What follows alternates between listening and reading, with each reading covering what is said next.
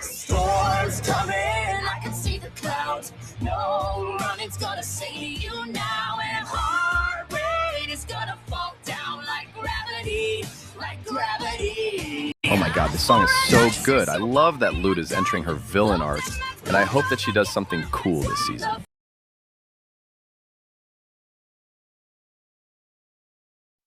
God damn it. Hello folks, Mr. J here, and today I'll be talking about Lute.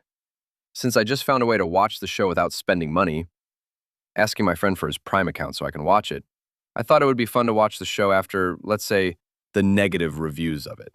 And to clarify, I've already watched Season 1, but that was in 2024, so I wanted to rewatch it. And even though there's a ton of characters I want to talk about, there's one I wanted to talk about, for non-good reasons. Specifically because she was supposed to be the Vox of this season, the setup villain for the next season. And she's going to be, of course, but the way they handled her left me so disappointed. Before we begin, thanks a lot for everything. Like, the views you gave me and legit most of my subscribers, so thank you. And with that, let's begin. See, why I think Lute fails as a setup villain is mainly because of her song, Gravity, plays too early in Season 2. The song is supposed to be the setup song for Lute because she's mad at the hotel for Adam's death, and now Heaven because they refuse to go down there and fight back. And don't get me wrong, the song is great. It's just kind of useless in the story. Because after this, Lute does nothing for the whole season. The only other times where she pops up are when the angels come down with gift baskets, and then in Hear My Hope, where she fights Vaggie for a little bit before Abel calls her back to heaven. And that is really bad for someone who was supposed to be important this season. Like, imagine having a whole song about getting revenge, and then doing nothing with it for the whole season. There were a ton of things she could have done in the plot that wouldn't have been hard to do. For example, she could be a bitch to Prentius after the trial. She could try to go down to hell and then get refused by Peter to open the gates for her.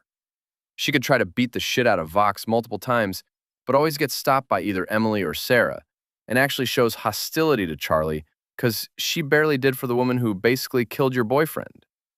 Any one of these would have been great to add in the story so she could get more setup. And even if they didn't want to do anything like that, there's an even easier solution.